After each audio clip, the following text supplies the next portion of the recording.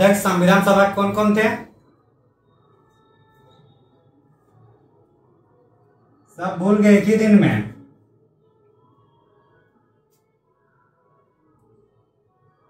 H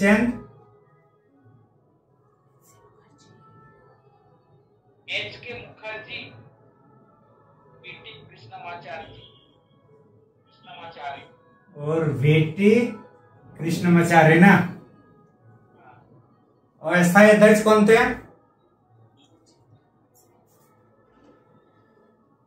और स्थायी अध्यक्ष हाँ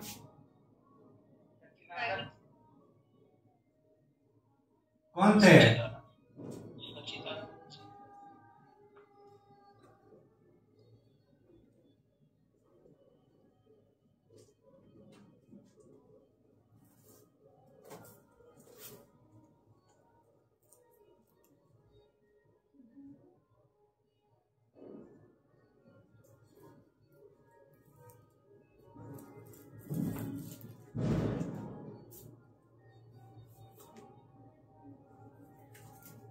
9/12 में क्या हुआ था? 9 दिसंबर 1946 को हाँ, और संविधान का प्रथम मीटिंग भी 9 दिसंबर 1946 को। 11 दिसंबर 1946 हाँ, और ये दूसरा हम लोग का मीटिंग हुआ था, इसमें स्थायी अध्यक्ष चुना गया था। स्थायी अध्यक्ष के साथ साथ 2 उपाध्यक्ष भी इसमें चुने गए थे। कौन कौन? मुखर्जी और VT कृष्णमाचार्य। 13 दिसंबर को उद्देश्य प्रस्ताव को पारित किया गया था। किसके मतलब कौन इसको पेश किया था? जवाहरलाल नेहरू। और इसको पारित कब किया गया? इसको 24 जनवरी 1947 हाँ, 24 जनवरी 1947 और 24 जुलाई 1947 को क्या हुआ था फिर? राष्ट्रमंडल में नहीं, राष्ट्रीय ध्वज को शामिल किया गया है। और मई 1949 में राष्ट्रमंडल में शामिल हुआ ना। 26 नवंबर 1949 में संविधान को अंगीकृत किया गया और 24 जनवरी में राष्ट्रीय गीत, राष्ट्रीय गान और राष्ट्रपति को शामिल किया गया। यही है ना। ये हम लोग का अंतिम संविधान सभा का अंतिम बैठक था। 389 टोटल मेंबरशिप थे, जिसमें से 90 चले गए पाकिस्तान, बचा कितना? 299 में 70 देसी रियासत से और 229 ब्रिटिश प्रांत से आएगा। 10 लाख में से एक कैंडिडेट चुना जाना था। भीमराव अंबेडकर बंगाल से चुने गए हैं। संविधान सभा पूर्णतः निर्वाचित था या आंशिक था? आंशिक निर्वाचित थे। उसके बाद हम लोग क्या पढ़े थे कल?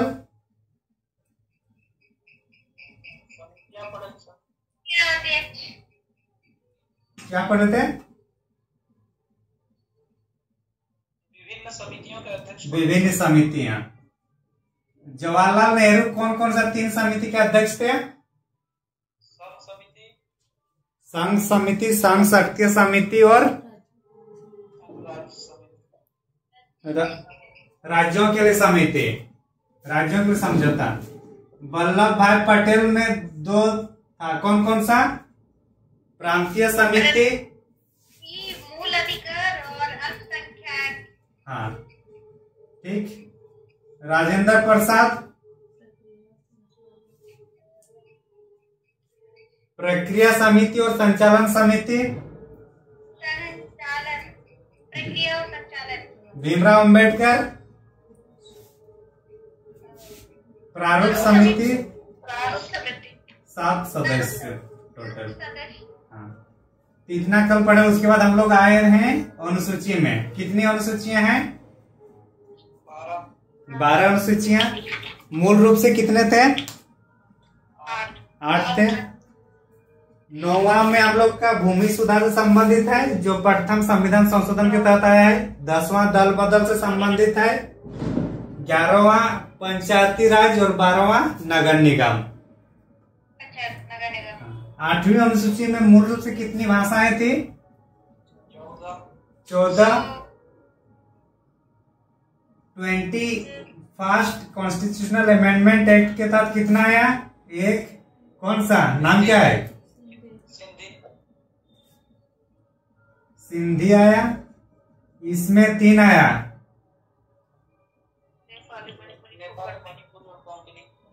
नेपाली, मणिपुरी और कंकनी।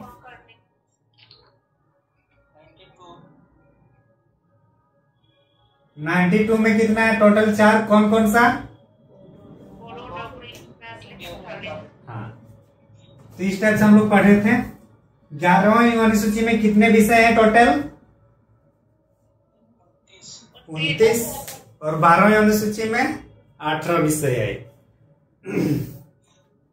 तो आज हम लोग नया टॉपिक जो शुरू करेंगे, भारतीय प्रस्तावना। क्या है टॉपिक हम लोग का? भारतीय प्रस्तावना। ये संविधान में सबसे लास्ट में इसको जोड़ा गया था। संविधान जो निर्माण हुआ सबसे लास्ट में कौन सा पार्ट को जोड़ा गया है? प्रस्तावना। और इसी पार्ट में किसी भी तरीके का विवाद नहीं हुआ था। बाकी सभी पार्ट में वाद विवाद हुआ है, लेकिन प्रस्तावना की जो भाग था इसमें स्वीकार करने या शामिल करने में किसी भी तरीके का वाद विवाद नहीं हुआ है। प्रस्तावना को कब पास पेश किया गया था? 13/12/1946 जवाहरलाल नेहरू ने किया है। और 24 जनवरी 1947 को ये पारित होता है। यही ना? अरे हाँ कि ना?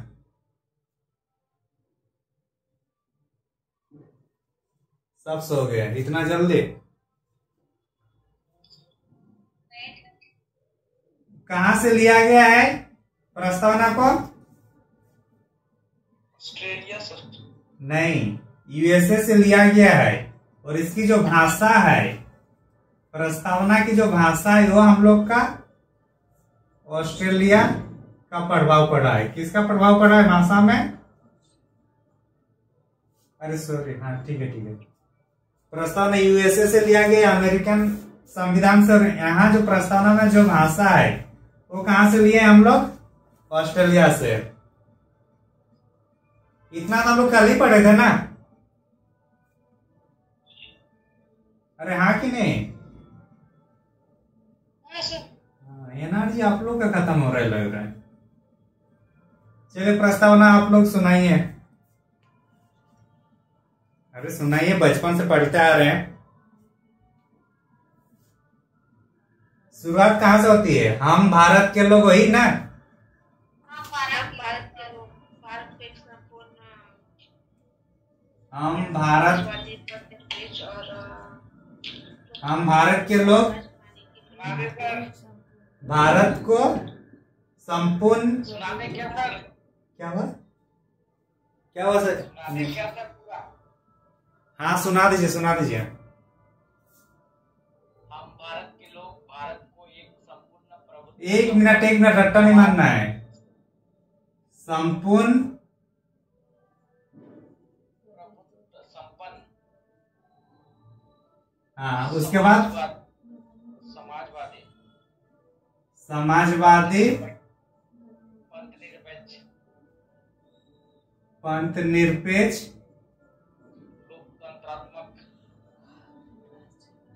लोकतंत्रात्मक, गणराज्य बनाने के लिए। हाँ, गणराज्य बनाने के लिए तथा उसके समस्त नागरिकों को हाँ सामाजिक, आर्थिक और राजनीतिक न्याय। सामाजिक, आर्थिक और राजनीतिक न्याय। हाँ, विचार, अभिव्यक्ति, विश्वास, धर्म और उपासना की स्वतंत्रता। विचार, अभिव्यक्ति, विश्वास उपासना, विचार, अभिव्यक्ति, विश्वास, धर्म और उपासना की स्वतंत्रता। 5 है सर। कौन कौन सा था? विचार, अभिव्यक्ति, हाँ, विश्वास, धर्म और उपासना।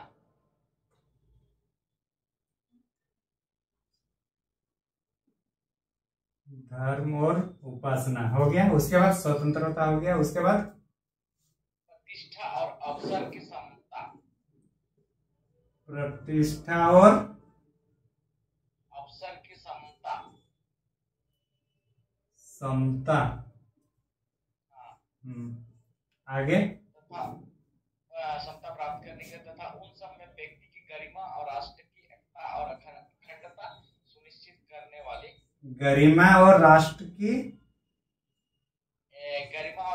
एकता और अखंडता को सुनिश्चित करने वाले।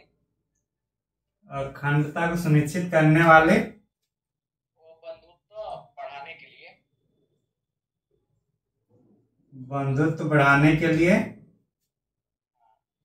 दृढ़ संकल्प होकर अपनी संविधान सभा में आज तारीख डेट है 26 नवंबर 1949 को अंगीकृत किया गया। इसकी द्वारा संविधान को अंगीकृत, अधिनियमित और आत्मर्पित करते हैं। अंगीकृत, अधिनियमित और आत्मर्पित 3 पॉइंट सर।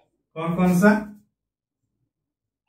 अंगीकृत, अधिनियमित, अंगीकृत, अधिनियमित, आत्मर्पित है ना? आत्मर्पित, आत्मा का आत्मसमर्पित सर। आत्मसमर्पित, ठीक है। आत्मसमर्पित भी, आत्मर्पित भी लिखते हैं। हाँ, कोई 3 पॉइंट आ गया ना। क्वेश्चन यहीं से आप लोग को देखने को मिलेगा, इसको याद रखना है, ठीक ना? याद तो रट्टा नहीं मानना है। प्रस्तावना की शुरुआत कहां से हो रहा है? हम भारत के लोग, यही से ना? शुरुआत यहीं से हो रहा है ना, हम भारत के लोग। Yes sir. तो संविधान का स्रोत कौन है?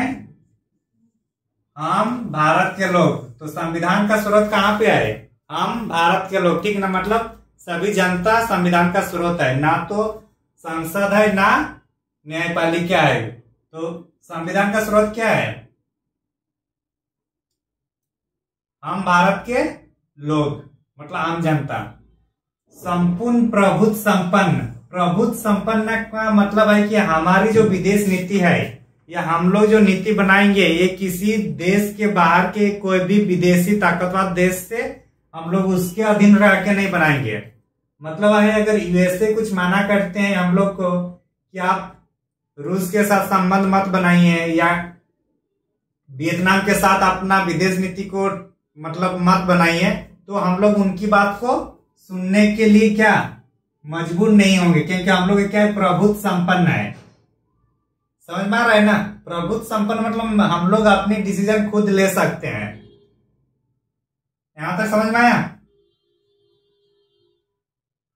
प्रभुत्व संपन्न मतलब अपना डिसीजन खुद ले सकते हैं। अरे आगे बोलते रहिएगा तब ना आगे जाएंगे। समझ में आया ना? जी सर। समाजवादी, तो समाजवादी की हम लोग का जो है, जो संपत्ति है या जो संसाधन है, वहां हम लोग समाज के सभी वर्गों के साथ उचित आवंटन करने का ये करेंगे, तो इसलिए समाजवादी है। पंथ निरपेक्ष का मतलब है कि हम लोग किसी भी धर्म को राजकीय धर्म नहीं मानेंगे। तो पंथ निरपेक्ष का मतलब है कि हम लोग किसी भी धर्म को राजकीय धर्म नहीं मानेंगे, सभी धर्म को हम लोग समान मानेंगे, इसलिए पंथ निरपेक्ष हो रहा है।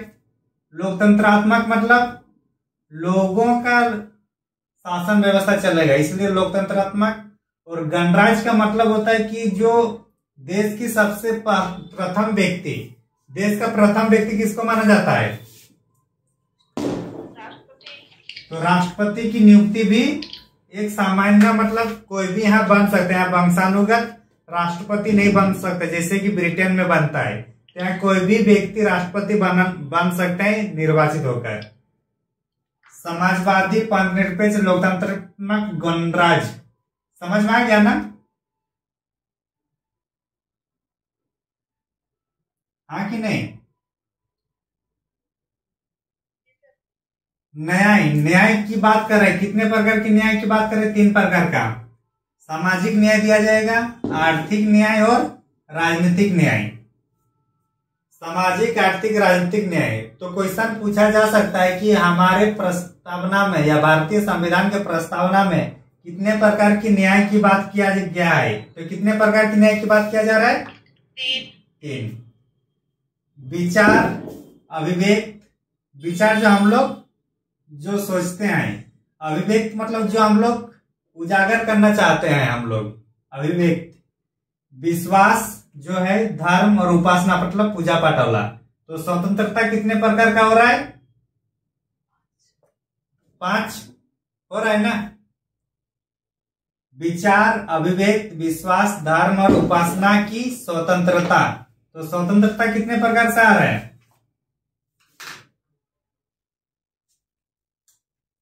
क्या हुआ जी, सब सोते रहते हैं आप लोग। अच्छा, लिख रहे हैं क्या? 4 सर। 4 कहाँ से? विचार, अभिव्यक्त, विश्वास, धर्म। 1 2 3 4 और 5। 5 प्रकार का होगा। प्रतिष्ठा और अवसर में समानता, मतलब कोई भी अब प्रतिष्ठा में समानता का मतलब अभी ना तो राजकुमार है ना राजा है ना ही रानी आजकल है। तो क्या कोई राजकुमार किसी को बोला जा रहा है क्या? जैसे राजा का बेटा राजकुमार बोलेंगे, वैसा कुछ अभी पद है क्या या कोई टाइटल है क्या अभी भारत में? नहीं है। अब सब समान होगा और अवसर में समानता। जितनी भी सरकारी नियुक्ति होगी, सरकार की वैकेंसी होगी, सभी में ना तो जन्म के आधार पर, ना लिंग के आधार पर, ना धर्म के आधार पर भेदभाव किया जाएगा। इसलिए अवसर की समानता, समता। गरिमा, किसकी गरिमा? व्यक्ति की गरिमा की बात कर रहा है। राष्ट्र की एकता और अखंडता सुनिश्चित करने के लिए और देश की बंधुत्व बढ़ाने के लिए हम लोग 26 नवंबर 1949 को इसको अंगीकृत कर रहे हैं, अधिनियमित कर रहे हैं और आत्मर्पित, मतलब इसको आत्मा में क्या बोलते हैं उसको, आत्मा से इसको हम लोग मानेंगे भी, मतलब अंतरात्मा से इनको मानना। तो कहीं कुछ डाउट है? प्रस्तावना में संविधान संशोधन हो सकता है। पहले था कि प्रस्तावना में कोई संशोधन नहीं किया जाएगा, लेकिन अभी प्रस्तावना में संविधान संशोधन का भी प्रावधान है। और एकमात्र संविधान संशोधन कब हुआ है? 42nd कॉन्स्टिट्यूशनल अमेंडमेंट एक्ट कब? 1976 में। और इसी अमेंडमेंट को मिनी कॉन्स्टिट्यूशन ऑफ इंडिया भी बोला जा सकता है। और इसमें कौन कौन सा 3 पद आया है? अखंडता, बंधुत्व ना, सामाजिक, एक समाजवादी है, एक समाजवादी, पंथनिरपेक्ष और सेक्युलर होगा, सोशलिज्म होगा और इंटीग्रिटी, अखंडता। 3। तो इसके तहत 3 कौन कौन सा आया है? मिटा देना इधर।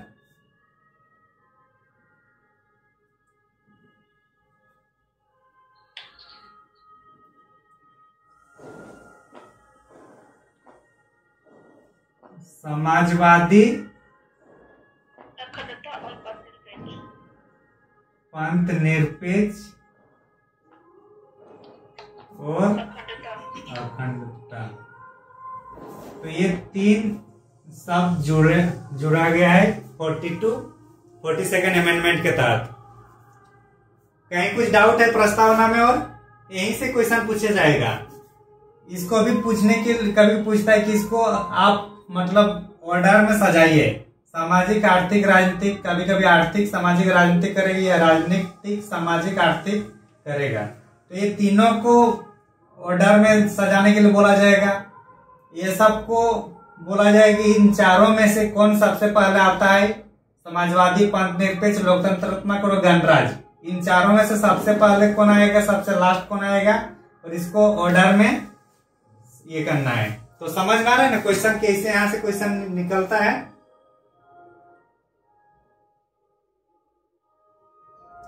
अरे हाँ कि ना? सर जी सर। मिटा दे, प्रस्तावना खत्म। कहीं कुछ डाउट है?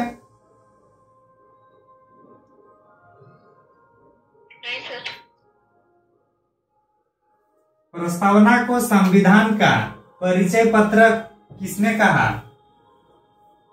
प्रस्तावना को संविधान का परिचय पत्र किसने कहा?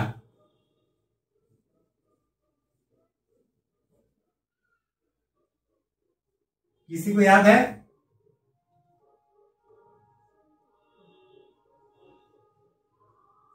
कुछ पालकी वाला है, एक बार देख लीजिए कंफर्म होकर।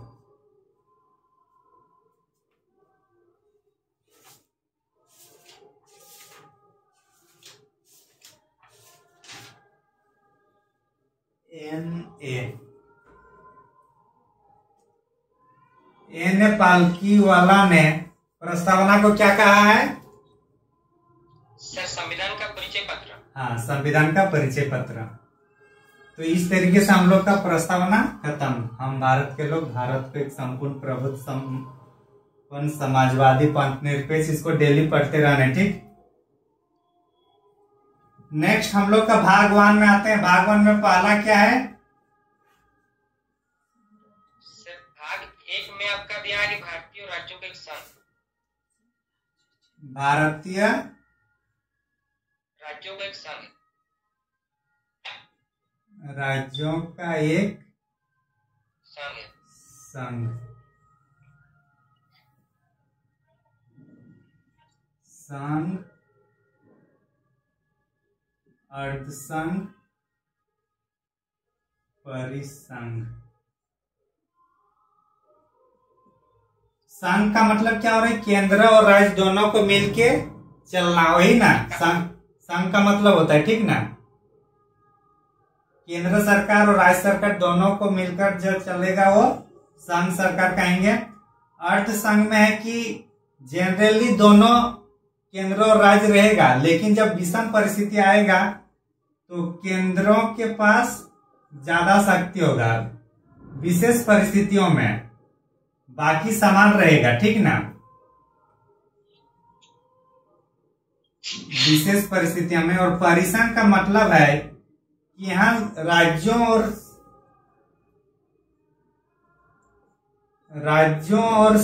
केंद्रों के बीच समझौता होता है। समझौता के तहत यहाँ रहते हैं, समझे। संघ मतलब केंद्र राज्य दोनों बराबर में रहेंगे। अर्थ संघ में ऐसे सामान्य स्थिति में दोनों अपने अपने पास शक्ति रहेगा, लेकिन विशेष परिस्थितियों में केंद्र राज्यों की तुलना में ज्यादा शक्तिशाली होगा, जैसे कि वित्तीय आपातकाल हो या राष्ट्रीय आपातकाल हो। ऐसी स्थिति में परिसंघ राज्यों और केंद्रों के बीच एक समझौता होता है, जिसमें इसका अपना होता है, इसका अपना नागरिक होगा। दोनों का नागरिक अलग अलग होंगे, जैसे कि यूएसए हम लोग का क्या है? परिसंघ है। और भारत क्या है? हम लोग का अर्थ संघ है, क्योंकि विशेष परिस्थितियों में केंद्र सरकार राज्यों पर प्रभावी होता है कि नहीं। अरे वित्तीय आपातकाल होगा या अभी जैसे कोरोना के टाइम हुआ, राज्य सरकार जब हाथ जोड़ दिया तो कौन कोविड या कोवैक्सीन या कोविशील्ड जो भी लाया गया वैक्सीनेशन कौन किया? केंद्र सरकार किया कि राज्य सरकार?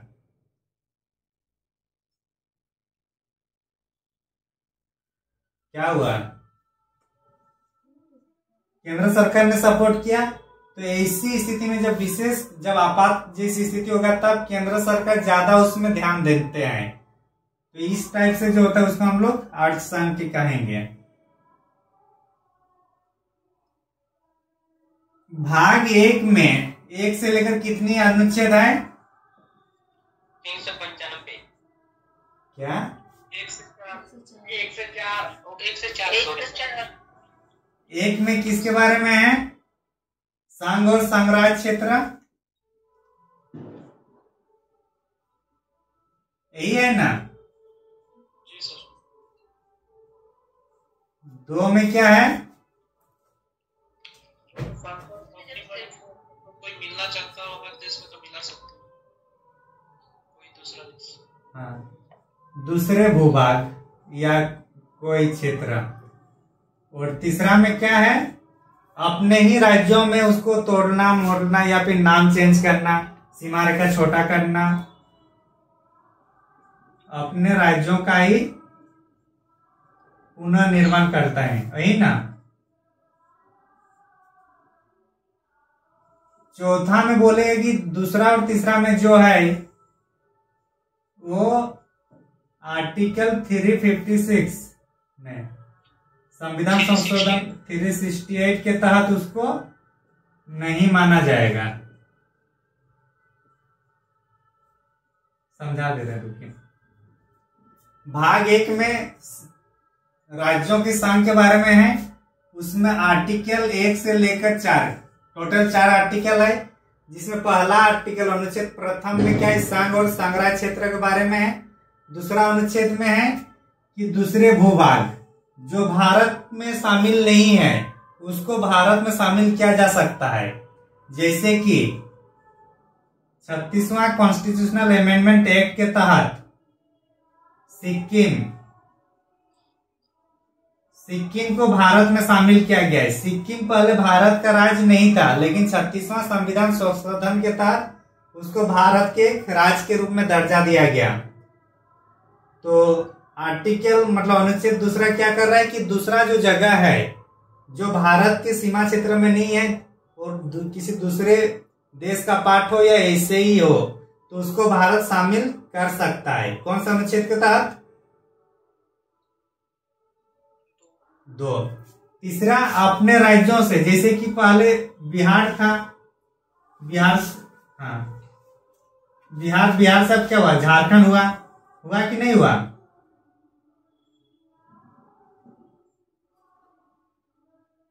अरे हुआ कि नहीं? पहले मध्य प्रांत था, अब वो मध्य प्रदेश हो गया। तो इस टाइप से राज्यों का पुनर्निर्माण, उसकी सीमा रेखा को छोटा करना बड़ा करना, ये कौन सा अनुच्छेद के तहत होता है? ये 3। और संविधान संशोधन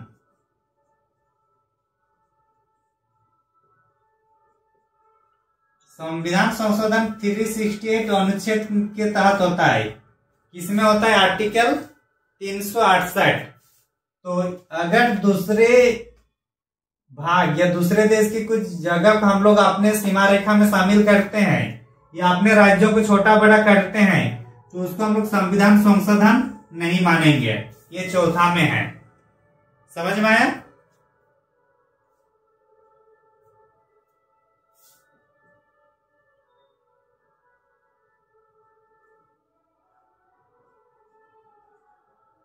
कॉन्स्टिट्यूशनल अमेंडमेंट एक्ट 100वां संविधान संशोधन के तहत 100वां संविधान संशोधन के तहत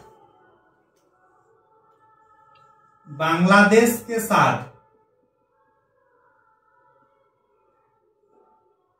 कुछ जमीन जो था, हम लोग का कुछ जमीन मतलब सीमा रेखा में जो वो लोग का कुछ क्षेत्र था वो हम लोग के यहाँ आया और हम लोग का कुछ क्षेत्र वहां चला गया बांग्लादेश में। तो बांग्लादेश का जमीन जो यहाँ आया उसके लिए हम लोग के लिए संविधान संशोधन नहीं हुआ, लेकिन हमारा कुछ गांव बांग्लादेश चला गया उसके लिए हम लोग का संविधान संशोधन हुआ।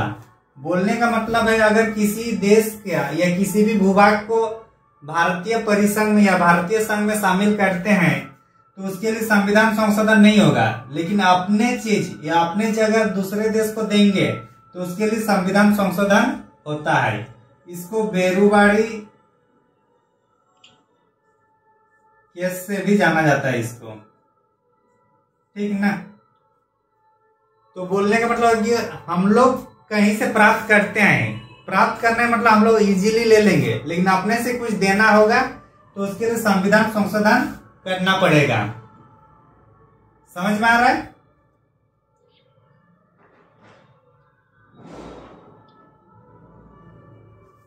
कहीं कुछ डाउट है क्या, पूछिएगा, समझे।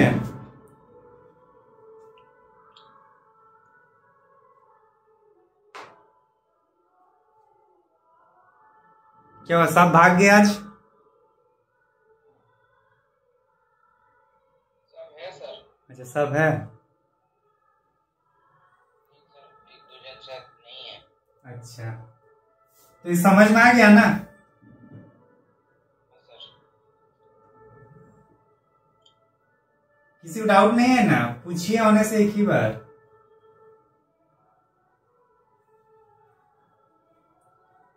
भाग 2 में क्या है? भाग 2 में है आपका वेतन वगैरह सब। अच्छा, तो सिटीजन नागरिकता है, लेकिन उसके पहले एक बार हम लोग देखते हैं जो राज्य वगैरह जो बना है, राज्य से संबंधित समितियां कौन कौन सी समितियां हैं। राज्य पुनर्गठन से संबंधित कौन कौन सी समितियां बनी है, याद है? एक बना आपका एसके धर समिति। एसके धर समिति एक्चुअली क्या हुआ कि जब राष्ट्रवादी आंदोलन चल रहा था उस टाइम क्या हो रहा था कि सभी मतलब भूभाग से लोग एकजुट होके आंदोलन कर रहे थे ना। राष्ट्रीय आंदोलन में सभी भूभाग के लोग एक साथ आके आंदोलन किए ना। तो उसी टाइम एक कांग्रेस की मतलब जो बैठक होता था उसमें कहा गया कि सबको भाषा के आधार पर राज्यों का मतलब राज्य प्रदान किया जाएगा। तो ये संविधान, ये जो कांग्रेस का है, इंडियन नेशनल कांग्रेस का जो मीटिंग बैठक होते थे उसी टाइम ये प्रावधान रखा गया था। तो उसी के आधार पर जैसे ही भारत आजाद होता है 1947 में, तब जो उस टाइम डिमांड किया गया था, जो उस टाइम अपने मैनिफेस्टो में रखे गए थे कांग्रेस के द्वारा, तो यही चीज अब लोग बोलने लगे कि हम लोग भाषा के आधार पर राज्य मिलना चाहिए। तो इसी क्रम में फिर समिति बैठा जाता है कि कैसे उसको फिर लागू किया जाएगा। तो सबसे पहले हम लोग का कौन सी समिति आता है, एसके धर समिति। जून 1948 में ये आता है। कब आ रहा है?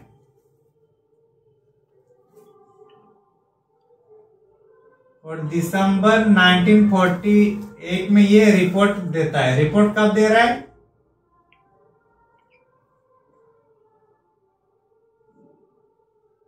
राज्यों का विभाजन बोल रहा है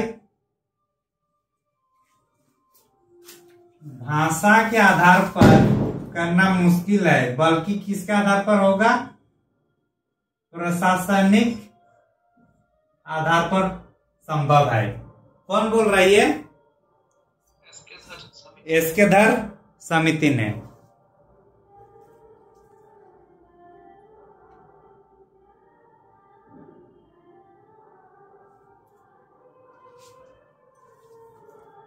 आगे चलें। तो भाषा के आधार पर इसको स्वीकार नहीं किया गया, बल्कि किसके आधार पर किया गया है? प्रशासनिक दृष्टिकोण के आधार पर। तो क्या जो आंदोलन कर रहे तो लोग मानेंगे इस बात पे? क्योंकि वो लोग का डिमांड ही था भाषा के आधार पर राज्य का पुनर्गठन, तो नहीं मानेंगे। तो इसी क्रम में फिर इसको और एक आ रहा है हम लोग का दूसरा समिति, जो जेवीपी।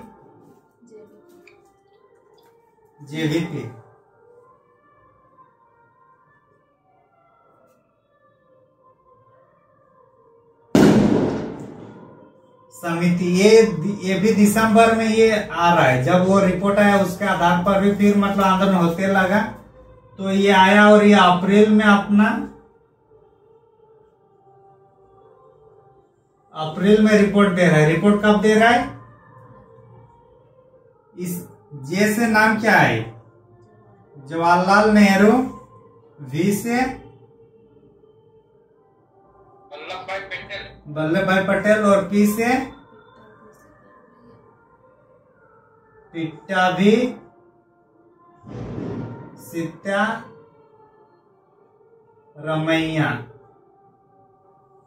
लिख पाइएगा ना? पिट्टाभी सिद्धारमैया। वल्लभ भाई पटेल, और ये तीनों मतलब ये जो समिति थी इसमें 3 सदस्य थे, और इसी तीनों समिति के नाम पर मतलब 3 जो इंसान है इसी के नाम पर ये समिति का नाम हो जाता है जेवीपी समिति। जवाहरलाल नेहरू, वल्लभ भाई पटेल और पिट्टाभी सीतारामैया। इन्होंने भी वही बोला कि भाषा के आधार पर राज्य बनाना अभी कुछ टाइम के लिए पॉसिबल नहीं है, मतलब इसको आगे और एक्सटेंड किया जाता है। मतलब इसमें भी क्या बोल रहे हैं कि भाषा के आधार पर अभी संभव नहीं है। कौन बोल रहा है? जेवीपी समिति ने। हाँ। तीसरा पॉइंट में अभी आप ऐसी स्थिति में 1953 में राज्य पुनर्गठन आया।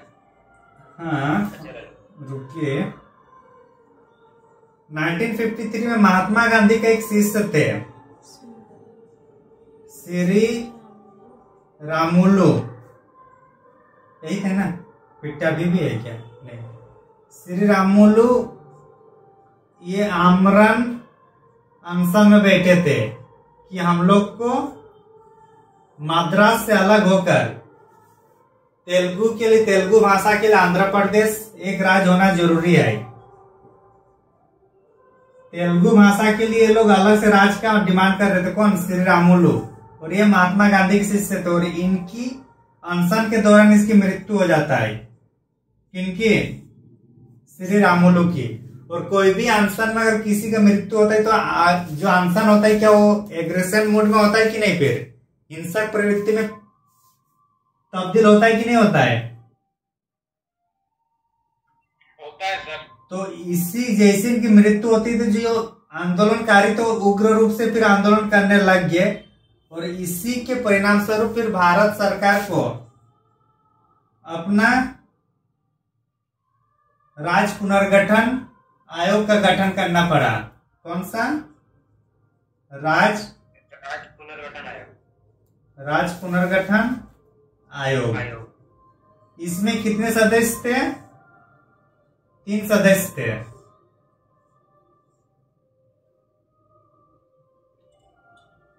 फजल अली,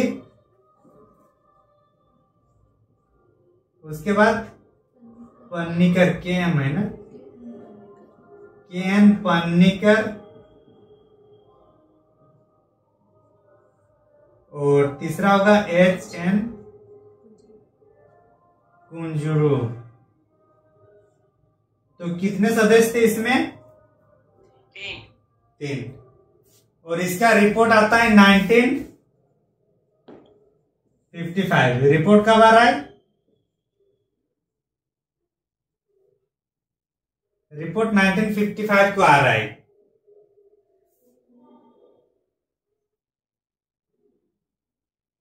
जब श्री रामुलु की मृत्यु होता है तब आंध्र प्रदेश के लिए तेलुगु भाषा के लिए अलग से राज्य की मांग करने का जो मांग था वो और ज्यादा हो गया, और इसी क्रम में फिर 1953 में भाषा के आधार पर प्रथम राज्य का गठन होता है। भाषा के आधार पर पहला राज्य कौन सा बनता है? आंध्र प्रदेश। आंध्र प्रदेश। और ये कौन सा भाषा के लिए था? तेलुगु से। अब एक राज्य को अगर, अच्छा इसको पहले लिख लीजिए, ये लिख लिया ना?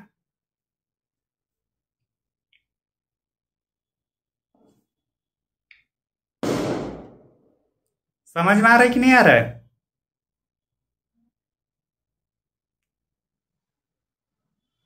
क्या हुआ विष्णु महाराज? जी सर, समझ में आ रहा है। ना? तो भाषा के आधार पर प्रथम अगर एक आदमी को उसका अधिकार मिल गया तो बाकी जो भाषा के आधार पर वो लोग भी अब आंदोलन करेगा कि नहीं करेगा? करेगा। तो इसी के लिए और आंदोलन होना शुरू हो गया, और इसीलिए फिर 1953 में हम लोग का कौन सा आता है? राज्य पुनर्गठन आयोग का गठन बाद में हुआ। पहले ये क्या हुआ? अगर क्रम वाइज को सजाने बोलेगा तो मृत्यु हो रहा है, उसके बाद आंध्र प्रदेश राज्य बनता है, और आंध्र प्रदेश राज्य बनने के बाद फिर राज्य पुनर्गठन आयोग का गठन होता है 1953 में। और इसका रिपोर्ट कब आ रहा है? 1955। इस रिपोर्ट के आधार पर 1955 में जो रिपोर्ट है, इसके आधार पर बोला कि 16 राज्यों और 3 केंद्र शासित प्रदेश को बनाने का इन्होंने सिफारिश किया। किसने? राज्य पुनर्गठन आयोग। इसको फजल अली आयोग भी कहा जाता है, क्योंकि इस जो 3 सदस्य थे राज्य पुनर्गठन आयोग का, फजल अली, के.एन. पन्नीकर और एच.एन. कुंजरू, इसकी अध्यक्षता फजल अली कर रहे थे। तो इस कमीशन को, राज्य पुनर्गठन आयोग को फजल अली कमीशन के रूप में भी जाना जाता है। तो उसके सिफारिश के आधार पर 16 राज्यों और 3 केंद्र शासित प्रदेश बनाने के लिए लोग सिफारिश किए हैं। लेकिन सिफारिश ये मानना ये जरूरी नहीं है। और इस तरीके से 1956 में सरकार ने, 1956 मतलब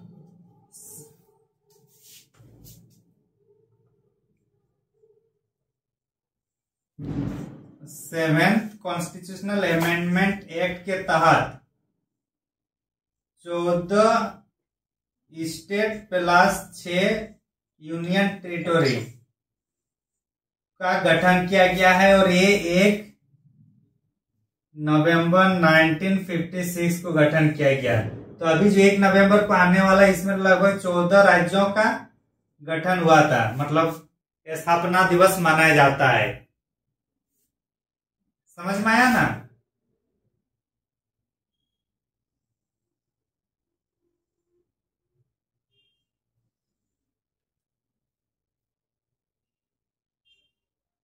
क्या हुआ? सब खिचड़ी पक गया?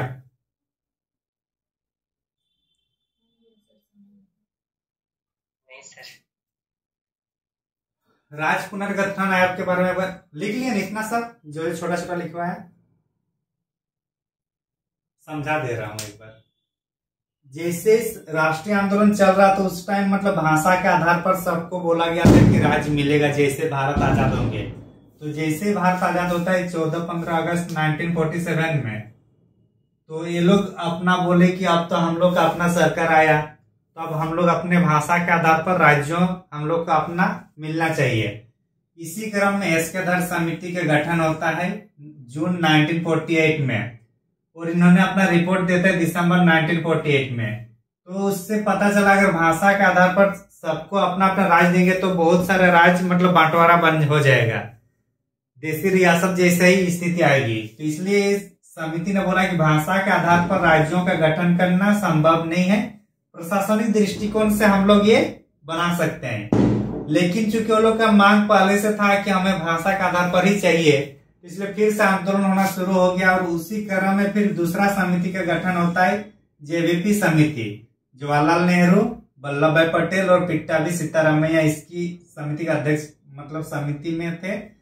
और ये लोग दिसंबर 1948 में ही ये लोग का गठन हो जाता है, और रिपोर्ट आता है अप्रैल 1949 में। इसमें भी अभी यही बोला गया कि भाषा के आधार पर राज्यों का पुनर्गठन करना फिलहाल संभव नहीं है। इसी क्रम में आंदोलन चलता आ रहा है किसका? श्री रामुलु का, कि उनको चाहिए तो चाहिए कि हमें आंदोलन किया है, क्योंकि किनका सदस्य है? महात्मा गांधी के प्रिय शिष्य थे। तो एक तो संविधान संशोधन में गांधी जी का कोई बात उतना रहा नहीं, तो इन्होंने अपने शिष्य ने ये कहा कि हम लोग को राज्य चाहिए तो चाहिए भाषा के आधार पर। तो इसलिए इन्होंने आमरण अनशन में बैठ गया था श्री रामुलु, और इसी दौरान 1953 में इनकी मृत्यु हो जाती है। और जब भी आंदोलन में किसी भी आंदोलनकारी की मृत्यु होता है तो आंदोलन फिर एग्रेसिव हो जाता है। तो जैसे ये एग्रेशन मोड में आ गया तो केंद्र सरकार को लगा कि यहाँ इस आंदोलन को रोकने के लिए एक राज्य लोग का डिमांड है कि मद्रास से हम लोग को तेलुगु भाषा के लोगों के लिए आंध्र प्रदेश राज्य का मांग जो किया गया था उसको फिर ये लोग यहाँ केंद्र सरकार ने मान्यताएं दे दी। जब किसी एक आदमी को उनकी मांगों को पूरा किया जाए तो बाकी आदमी भी उसको देखकर फिर आंदोलन किए, और उसी आंदोलन को रोकने के लिए फिर 1953 में राज्य पुनर्गठन आयोग का गठन किया जाता है, जिसमें 3 सदस्य हुआ करते थे, फजल अली, के.एन. पन्नीकर और एच.एन. कुंजरू। इसकी अध्यक्षता फजल अली कर रहे थे, तो इसलिए राज्य पुनर्गठन आयोग को फजल अली आयोग के रूप में भी जाना जाता है। इसके आधार पर इनका जो रिपोर्ट आता है 1955 में, और इन्होंने सिफारिश की है कि 16 राज्य और 3 केंद्र शासित प्रदेश के रूप में हम लोग ये सीमांकन या नामांकन कर सकते हैं। इस सिफारिश को फिर 1956 में 7वें संविधान संशोधन के तहत संसद ने 14 राज्य और 6 केंद्र शासित प्रदेश के रूप में मान्यता प्रदान किए गए। इसमें ये कहा गया कि भाषा के आधार पर राज्य का गठन तो होगा, लेकिन एक भाषा एक राष्ट्र का कॉन्सेप्ट नहीं चलेगा। राज्य पुनर्गठन आयोग या फजल अली आयोग ने जो दिए कि भाषा के आधार पर राज्यों का निर्माण होगा, लेकिन एक भाषा, प्रत्येक भाषा के लिए एक एक राज्य, ये संभव नहीं है। पूरा कहानी समझ में आ गया ना? Yes sir. आगे चले। जी सर। तो इसके बाद भाग 2 में हम लोग का नागरिकता रहेगा। किसी कुछ डाउट है क्या? सर वो जो आंध्र प्रदेश को अलग किया था सर, कौन सा स्टेट से अलग किया था? मद्रास। उस टाइम मद्रास हुआ करता था ना।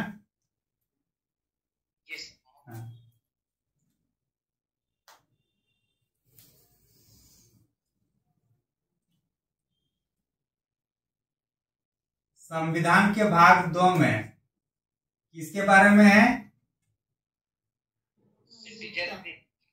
नागरिकता के बारे में। हम लोग भारत के नागरिक हैं, इसके लिए हम लोग क्या किए अब तक? बहुत बड़ा काम कर लिए।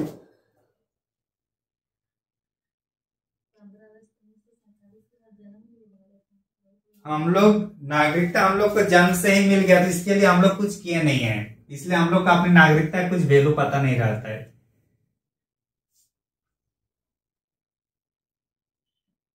एकल नागरिकता हम लोग कहां से लिए हैं? संविधान में ब्रिटेन से लिए हैं। ब्रिटेन से लिया गया। और यूएसए में कैसा नागरिकता है? दोहरी नागरिकता है। भाग 2 में अनुच्छेद 5 से लेकर कितना है? 11, 5, 6, 7, 8, 9, 10, 11 याद रखना है। अनुच्छेद हम लोग को 1 से लेकर 51 ये कंपलसरी है, और उसके बाद कुछ कुछ बीच बीच में बताते रहेंगे कौन कौन सा याद करना है। 1 से लेकर 51 तक याद सबके मुंह जुबानी होना चाहिए। 5 में क्या बोल रहा था? जन्म से नागरिक, मतलब 15 अगस्त 1947 के बाद से जो भी जन्म भारतीय सीमा रेखा में होंगे वो क्या होगी? भारत के नागरिकता। वही बात बोल रहे हैं ना? Yes sir. 6 नंबर में बोल रहा है कि जैसे विभाजन हुआ तो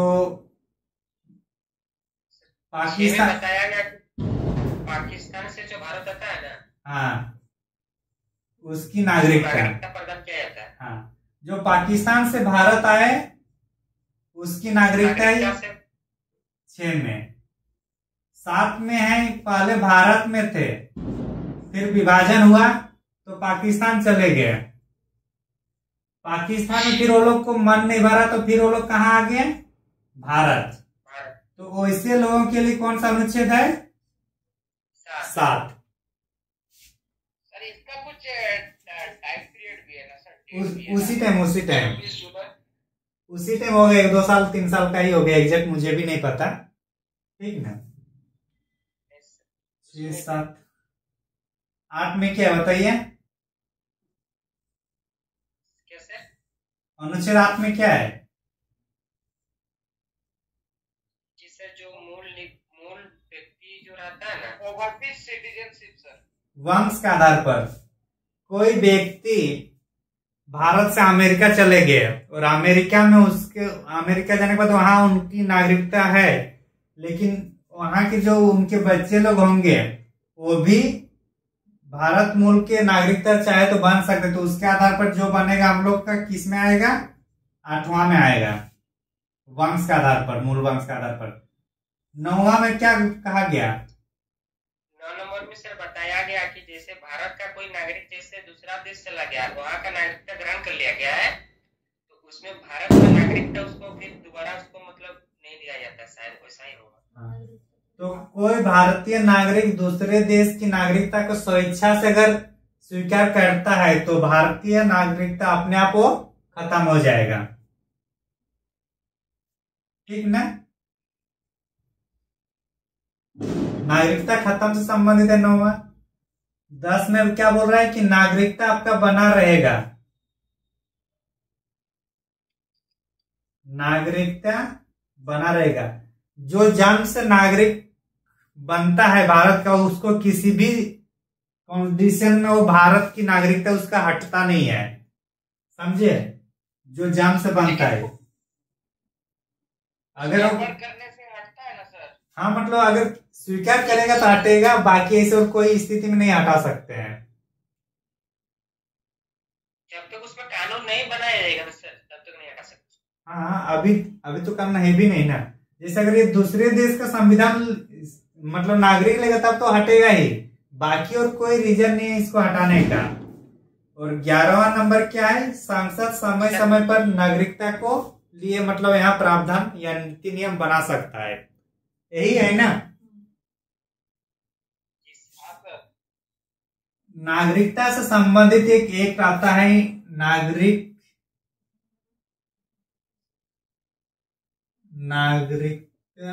एक्ट 1955। इसके तहत नागरिकता प्राप्त करने के लिए 5 इन्होंने पॉइंट दिए हैं। पहला, जो 15 अगस्त 1947 के बाद जो भी जन्म लेगा वो क्या होगा, भारत का नागरिकता होगा। दूसरा, वंश के आधार पर मतलब जो देश के बाहर हैं और उस देश में गए हैं, मतलब भारत के नागरिक था लेकिन वो दूसरे देश में बस गए, वहां पे रहने लग गया, तो वहां उनकी जो नागरिकता मिल रहा है, उसके बाद वहां वंश के आधार पर भी चाहे तो भारत की नागरिकता में आ सकता है। तीसरा में होगा आपका पंजीकरण के द्वारा। डायरेक्ट पूछा जा सकता है कि नागरिकता एक्ट के तहत कितने प्रकार से भारत में नागरिकता प्राप्त किया जा सकता है, तो पंजीकरण के द्वारा होगा। कोई शादी ब्याह कर रहा है तो उसके पहले भारत में उनको रहना जरूरी है 7 साल तक। कितना साल तक? लेकिन इसी में सुधार करते हुए 2015 में एक्ट आया था जिसमें 1 साल रख दिया गया था, ठीक ना। और उसी टाइम के लिए था, अभी फिर वही 7 साल वाला ही चलेगा। पंजीकरण के बाद देशीयकरण के लिए वैसे देश के नागरिक हो जो भारत, मतलब वैसे देश के नागरिक होना चाहिए जो देश भारत के शत्रु नहीं है। साथ ही साथ 8वीं अनुसूची की जो भाषाएं उनमें से किसी एक की जानकार होना चाहिए। साथ ही साथ किसी सामाजिक वैज्ञानिक दृष्टिकोण से या किसी भी मतलब फील्ड में उनकी बेहतर होना चाहिए उनका परफॉर्मेंस। और 5वां होगा आपका कोई क्षेत्र को अधिग्रहण करने के बाद। तो इन 5 आधार के 5 जो टाइप है, इसी 5 के माध्यम से ही भारत में नागरिकता प्रदान की जाती है। सर पंजीकरण मतलब क्या होता है? रजिस्टर्ड, जैसे कोई शादी करके आ रहा है, हाँ, जैसे मान के चलो कोई नेपाल से, जैसे नेपाल के आसपास, नेपाल और बिहार में शादी वादी चलते रहता है, तो नेपाल से कोई लड़की शादी करके ला रहे हैं तो भारतीय का नागरिक तभी होगा जब उसमें पंजीकरण कराएंगे उनका, समझे। मतलब रजिस्ट्रेशन ना। हाँ, और देशीकरण तो वही है क्षेत्र अधिग्रहण। जैसे सिक्किम के लोग पूरा आ गए तो पूरा वहां का लोग भारत का नागरिकता आ गया। तो इस टाइप से 5 आधार पर नागरिकता दिया जाता है भारत में। बात टू खत्म। किसी को याद, किसी को मतलब कंफ्यूजन? अरे बोल सकते हैं।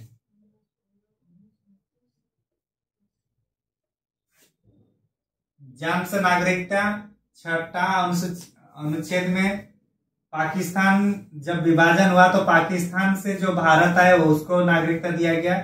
सातवां अनुच्छेद में भारत से जब से उस टाइम ये डिवाइड हुआ तो भारत से पाकिस्तान गया, फिर पाकिस्तान में भी उसको अच्छा से रहने नहीं दिया जाए तो लोग फिर भारत आ गया, तो इसी स्थिति में नागरिकता दी गई थी। 8वां में वंश के आधार पर कोई भारत के नागरिक हैं या उनके पूर्वज भारत के नागरिक है लेकिन अभी फिलहाल दूसरे देश में है और वहां की नागरिकता ग्रहण कर रहे हैं, तो उनको भी नागरिकता हम लोग वंश के आधार पर दे सकते हैं। कोई व्यक्ति स्वेच्छा से किसी दूसरे देश की नागरिकता स्वीकार करते हैं तो भारत की नागरिकता अपने आप वो कैंसिल हो जाएगा। वो 9वां में है। 10वां में है कि जो नैसर्गिक नागरिकता है वो अधिकार बना रहेगा। और 11वां में है कि संसद समय समय पर नागरिकता के लिए नियम कानून जो भी है विधि व्यवस्था बना सकते हैं। नागरिकता एक्ट 1955 के तहत 5 प्रकार का है जिसके तहत नागरिकता दिया जाता है: जन्म के आधार पर, वंश के आधार पर, पंजीकरण, देशीयकरण और क्षेत्रीय अधिग्रहण। इतना ही हम लोग को नागरिकता में पढ़ना होता है। इसमें जो उत्पाद सिपाही या जेपीएससी वगैरह में जो क्वेश्चन पूछता है और एक है पीआईओ, एनआरआई और overseas citizens of India, OCI, ये सब का फुल फॉर्म पूछता है। पीआईओ का फुल फॉर्म क्या होगा? Person of Indian origin. हाँ, पर्सन ऑफ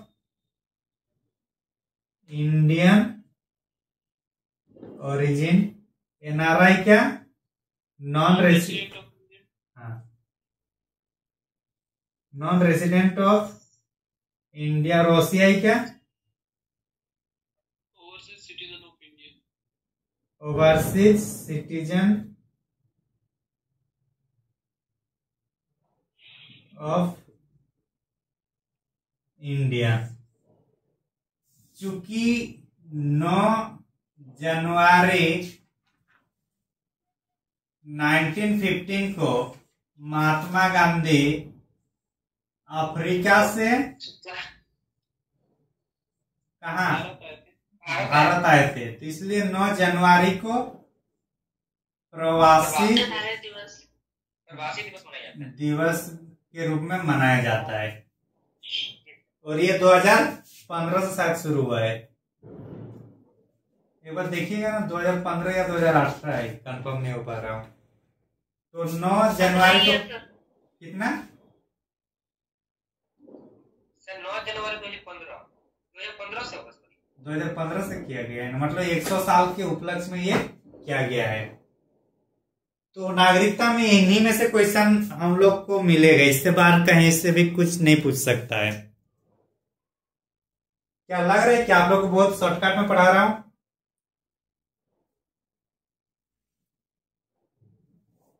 नहीं सर, ठीक है। ठीक है ना? क्या वो नींद आ रहा है क्या आप लोग को? नहीं सर। Very good. एनआरआई जो होता है वो भारत के नागरिक ही होता है, बस वो लोग यहाँ रहते नहीं, वो लोग दूसरे देश में जाकर वहां वीजा में जाकर वहां फिर काम धाम करके फिर वापस आ जाते हैं। भाग 3 में क्या है? भाग 3 में सर शपथ ग्रहण करना। अरे महाराज, ये अनुसूची नहीं है, भाग 3 है। संविधान में टोटल कितना भाग है? भाग में सर मौलिक अधिकार। भाग वर्तमान में अभी 25 है, पहले 22 था। पहले 8 अनुसूची थी, अब 12 अनुसूची है। पहले 395 आर्टिकल थे, अब आया है 448 के अराउंड, 448। हाँ, ठीक ना? तो हम इसी पार्ट की बात कर रहे हैं, भाग। और नीचे क्या बोल रहे हैं? कुछ नहीं सर। आप ज्यादा समझ रहे हैं लग रहा है। 12 से लेकर कितना है? 35। किस किस को याद है? चलिए फटाफट बोलिए आप लोग।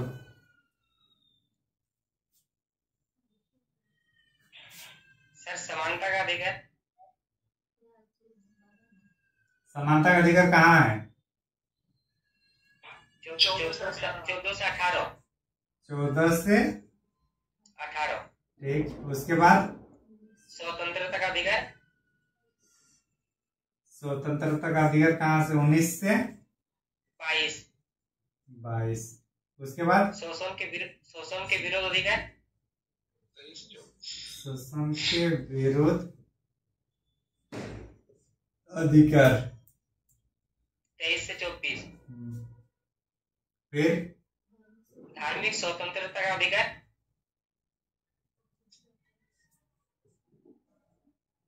25 से 28। हाँ, फिर संस्कृत और शैक्षिक अधिकार, संस्कृति और शैक्षिक अधिकार 29 से 30। शैक्षणिक अधिकार 29 से 30। हाँ, और लास्ट में आपका है संवैधानिक उपचारों का अधिकार, शायद यही हो सकता है। संवैधानिक क्या है? संवैधानिक उपचारों का अधिकार, संवैधानिक उपचारों का अधिकार 32 से 35। 32 ओनली है सर, 32 से 35 नहीं है।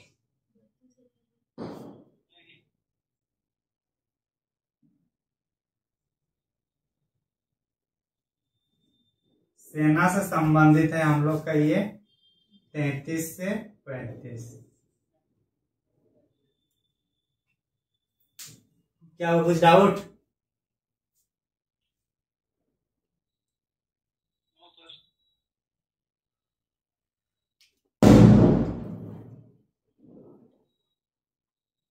झारखंड ज्योग्राफी पढ़ रहे हैं ना? जी सर, थोड़ा बहुत। Very good. एग्जाम कब होने वाला है?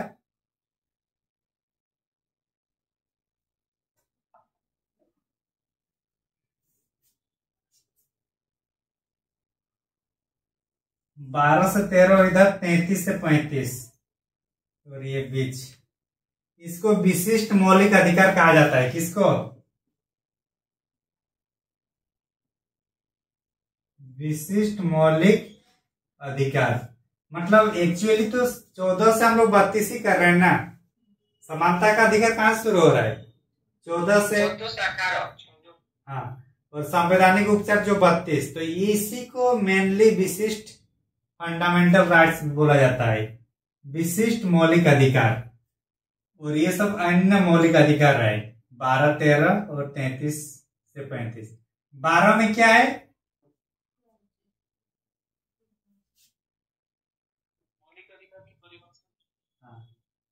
Magna carta. अधिकारों का मैग्ना कार्टा किसको कहा जाता है? भाग 3 को फंडामेंटल राइट्स को कहा जाता है। फंडामेंटल राइट्स कौन सा संविधान से लिया गया है?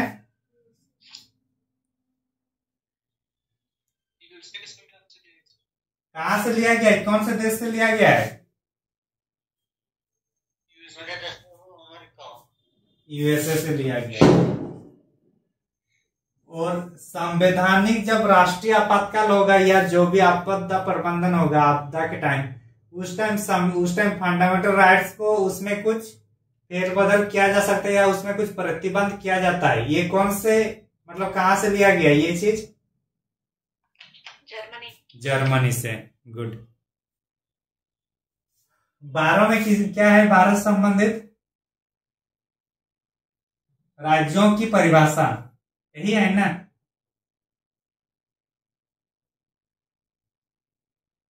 अरे आप लोग इधर याद नहीं किए लग रहे हैं।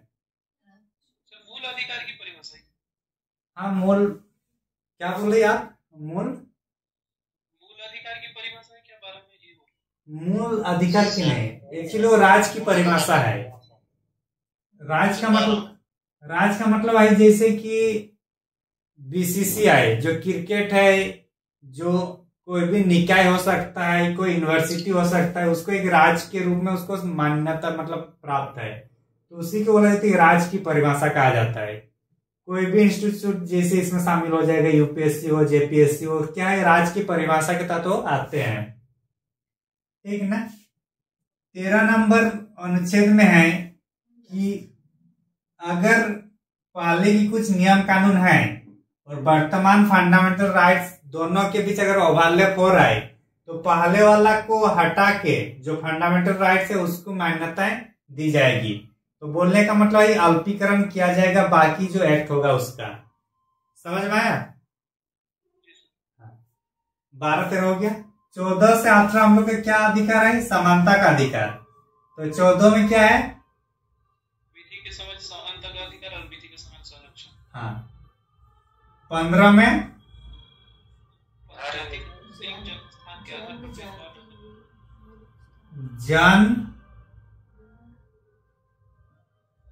जन्म स्थान जाति धर्म जन्म लिंग होगा तो क्या होगा फिर? जाति होगा तो फिर धर्म, और जन्म लिंग जाति और क्या है? मूल वंश ना। इसके आधार पर भेदभाव नहीं किया जा सकता है, लेकिन निवास स्थान के आधार पर भेदभाव कर सकते हैं। लेकिन जो समानता का अधिकार है कि जन्म लिंग जाति धर्म या मूल वंश के आधार पर किसी भी व्यक्ति को हम लोग भेदभाव नहीं कर सकते हैं। कोई अगर सरकारी कुआं है तो हाँ अलग जात है या कुछ अलग धर्म है, ये सोच कर ये मतलब लॉजिक देकर आप उसको मना नहीं कर सकते हैं। समझ में आ रहा है ना? कोई सरकारी नौकरी है उसमें बोला जाएगा कि जन्म के आधार पर कि आप कहीं और जन्म लिए हैं यहाँ आपको अधिकार नहीं मिलेगा, वैसा नहीं होगा। तो 16 में क्या है? सरकारी नौकरियों में समानता। हाँ, लोक नियोजन में समानता। सबको याद है ना? और नहीं है तो कर लीजिएगा, कल पूछेंगे सबसे। 17वां में अस्पृश्यता का छुआछूत। हाँ, छुआछूत क्या है? प्रतिषेध किया गया है। और 18वां में उपाधियों का अभी प्रस्तावना में हम लोग क्या देखे थे? प्रतिष्ठा और अवसर में समानता। तो प्रस्ताव जो प्रतिष्ठा था कि राजा महाराजा वो लोग के बेटे राजकुमार राजकुमारी होगा, तो वो सब क्या होगा? अंत हुआ कि नहीं हुआ? लेकिन इसमें अपवाद रहेगा दो, शिक्षा और सेना। आप JRF PhD करिएगा तो PhD करिएगा तो आप डॉक्टर लिख सकते हैं। सेना में कैप्टन कर्नल ये सब, आप लेफ्टिनेंट ये सब लिख सकते हैं। तो 14 से 18 किससे संबंधित है? समानता से संबंधित है। समझ में आया?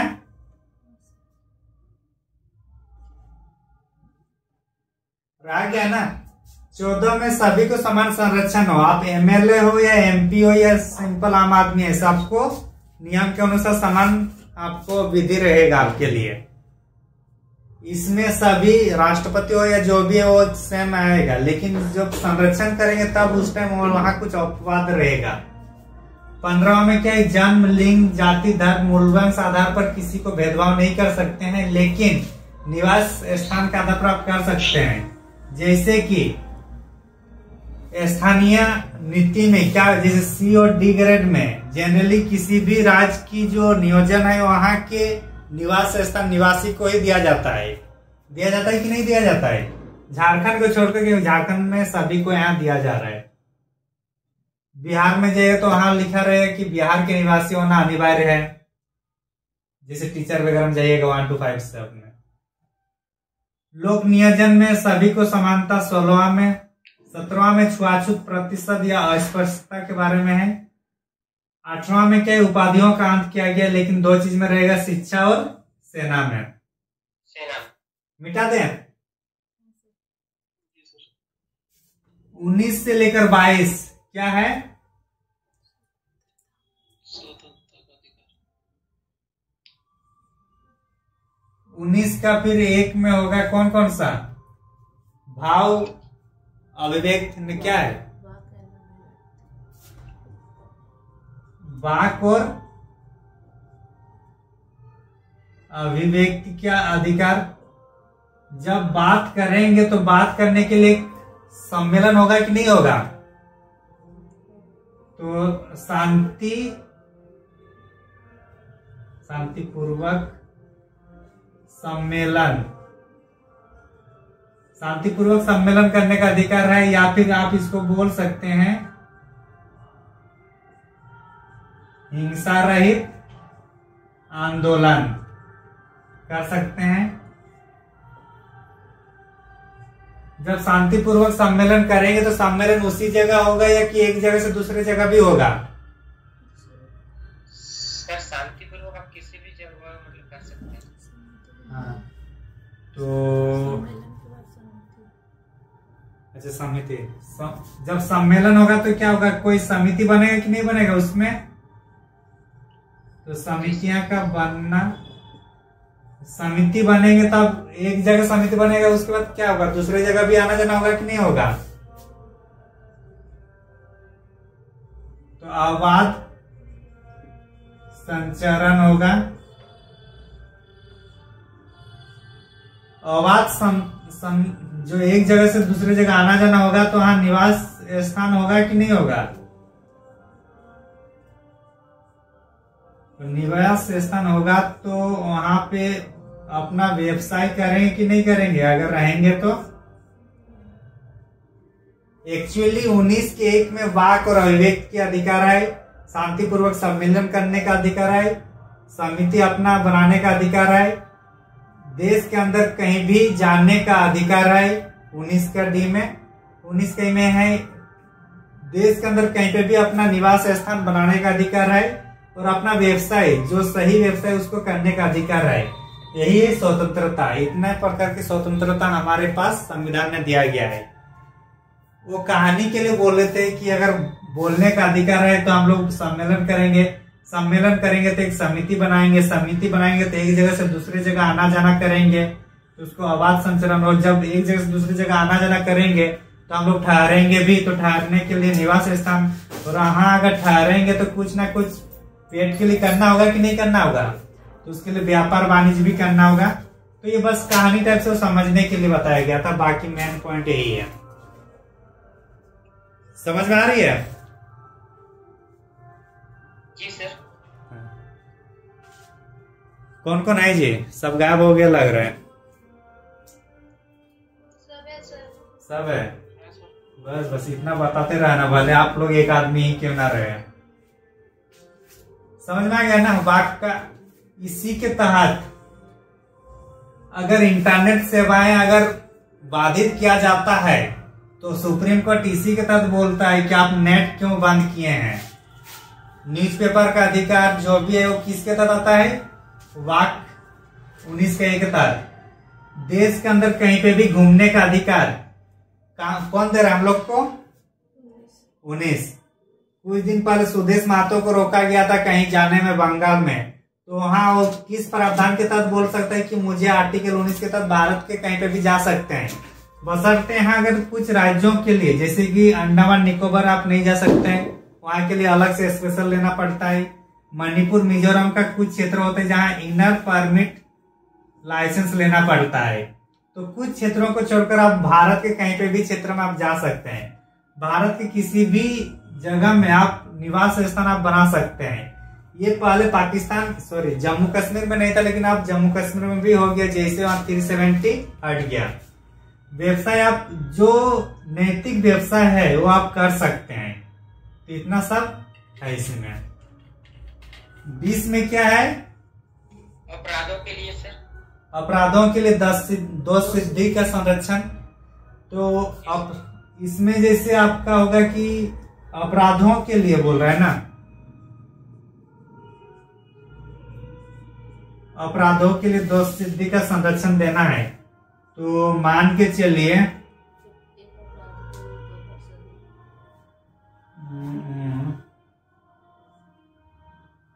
भूतलक्षी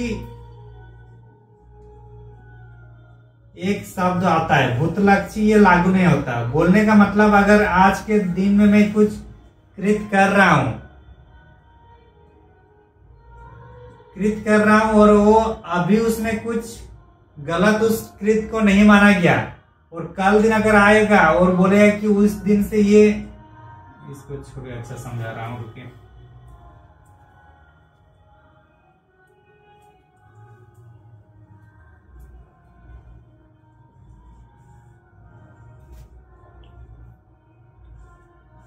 भूतलक्षी का मतलब होता है, आज कितना तारीख है? 27। 26, 11 या 10 जो भी है, ठीक ना। इस दिन किसी व्यक्ति ने एक काम कर रहा है और काम अभी क्या ये यहाँ पे सही है, लेकिन 26 ये मान के चलिए 26/12/2025 में जो ये काम कर रहा है, यहाँ न्यायालय ने इसको गलत ठहराया कि इस काम पर अगर कोई करेगा कृत्य को तो उस पर सजा होगा। यहाँ पे कब? 26 तारीख को, 26 दिसंबर, और ये काम कब कर रहा है? 26 अक्टूबर में। तो ये अगर नियम यहाँ गलत ठहरा रहा है तो इसके बाद से लागू होगा, ना कि यहाँ से लागू होगा, समझे? अगर आज के डेट में मैं कुछ काम कर रहा हूं, अगर वो गलत नहीं है और कल आने वाले दिन अगर उस काम को गलत माना जाएगा तो फिर वो उसी दिन से शुरू होगा, ना कि मेरे को उसके तहत केस होगा मेरे ऊपर, समझे? आज अगर मान के चलिए 18 साल से कम के बच्चों को मोबाइल यूज करना गलत नहीं है और कल दिन हो सके सरकार ने प्रावधान कर दे कि 18 वर्ष से कम वाले आयु को मोबाइल फोन का यूज करना एक दंडनीय अपराध है, तो उस टाइम से लागू होगा, ना कि अभी से। समझ में आ रहा है? तो इसी को भूतलक्षी बोला जाता है। भूतलक्षी प्रावधान इसमें नहीं होगा, उसी के मतलब उसी में दोष सिद्धि में संरक्षण होगा। दूसरा बोल रहा है कि अगर कोई व्यक्ति किसी एक काम को कर रहा है, वो गलत काम कर रहा है और वही काम दोबारा भी कर रहा है, तो उसका दंड मतलब एक ही के आधार पर होगा। जैसे कि बोला जाता है कि नहीं, एक आदमी को मारो तो फांसी, दूसरा आदमी को, तीसरा आदमी को मारो तो भी क्या है? फांसी ही होता है ना। डायलॉग सुने होंगे ना, एक आदमी को मारो या 100 आदमी को मारो, होगा तो क्या फांसी ही होगा ना। और फांसी एक ही बार होगा कि बार बार होगा?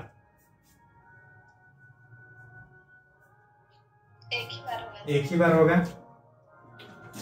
तो इस टाइप से होगा कि कोई भी कृत्य को मतलब एक बार जो सजा हुआ उसको दोबारा वही सेम सजा नहीं होता है।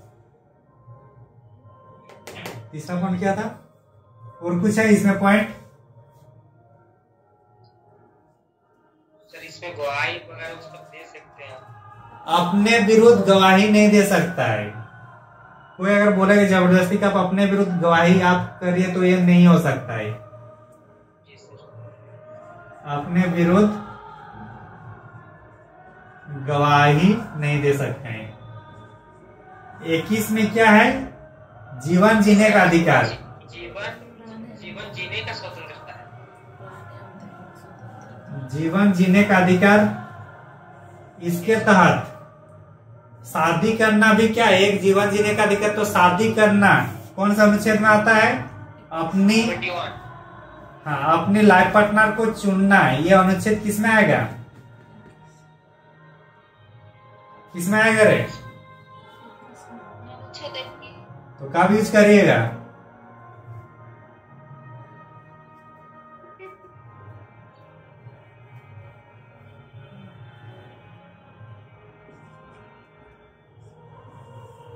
किसी को प्यार का इजहार करना कौन सा अनुच्छेद? हाँ 21। अरे 21 जीवन जीने का बोल रहा है। अपना भाव अभिव्यक्त विचार करने का अधिकार 19 में दिया ना। जी सर। तो किसी को प्रपोज कर रहे हैं तो 19 में है, और किसी से शादी कर रहे हैं तो 21 में है। देश के अंदर घूमना फिरना है तो 19, विदेशों में घूमना होगा तो 21।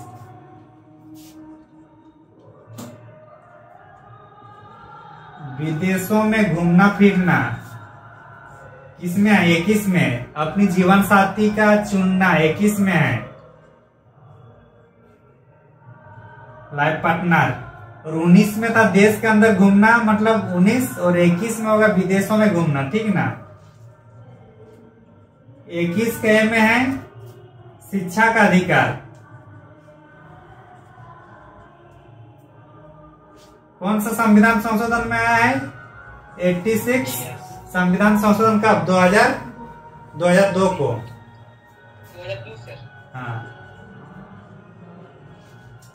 समझ में आया इतना दूर?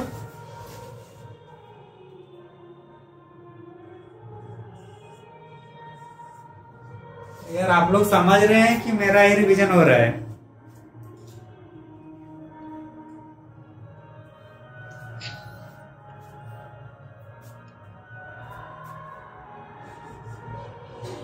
चलिए एक लास्ट करा देते हैं, उसके बाद आज आप लोग का डाउन हो गया लग रहा है बैटरी। 22वां में क्या है? गिरफ्तारी और नजरबंदी के खिलाफ संरक्षण। हाँ, गिरफ्तारी और नजरबंदी के खिलाफ।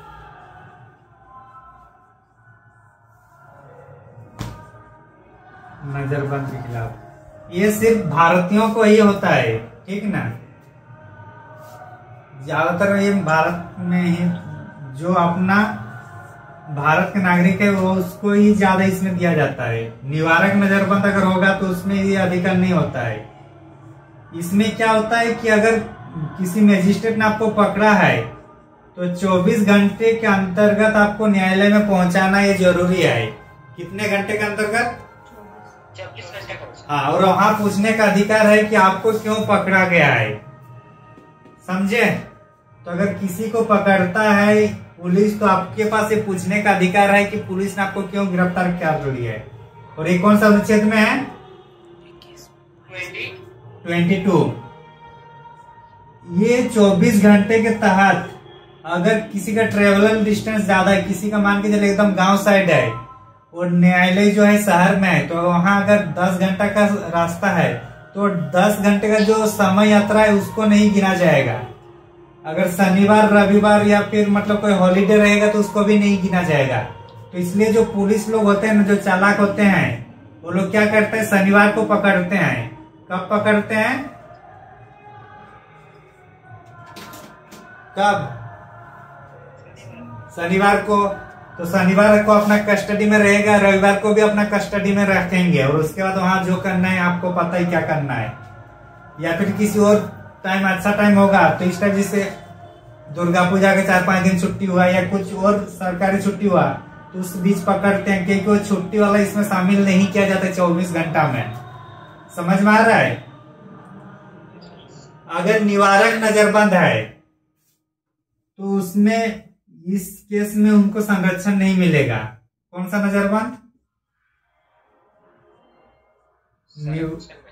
निवारक नजरबंद अगर किसी को किया गया है, निवारक नजरबंद का मतलब किसी प्रशासन को यह अंदेशा होता है कि अगर ये आदमी खुला रहेगा तो कुछ ना कुछ अनहानि या कुछ गलत हो सकता है। जैसे कि वोटिंग के टाइम,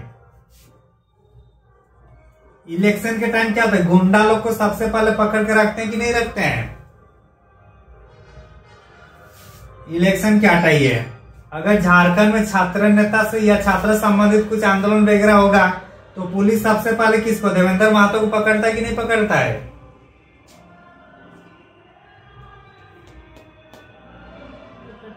क्या जी, आप लोग लग रहा है ये सब भी नहीं देखते हैं क्या? सर एक क्वेश्चन है मेरे। हाँ, कि यदि कोई मतलब गिरफ्तार कर लिया है ना, क्या कर लिया? और उसको मतलब उसको गिरफ्तार कर लिया, हाँ, किसी को भी, हाँ, और उसको 24 घंटे से ज्यादा ही रख दिया, हाँ, तो फिर हम लोग मतलब उसमें क्या कर सकते हैं? हम लोग नहीं करेंगे, फिर न्यायालय उस पर करेगा, पुलिस पर, कि आप 24 घंटे तक मेरे पास क्यों नहीं लाए। न्यायालय को उसका मतलब नोटिस देना पड़ेगा क्यों आप नहीं किए।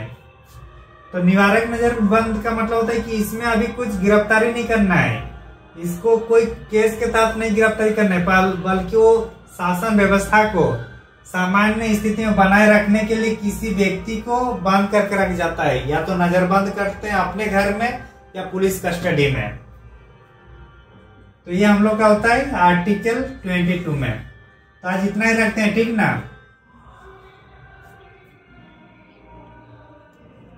क्या बोल रहे हैं आप लोग? जी सर। छुट्टी नहीं हुआ है, भागना नहीं है, संविधान सभा का लोगो क्या है? हाथी। संविधान सभा का लोगो हाथी है।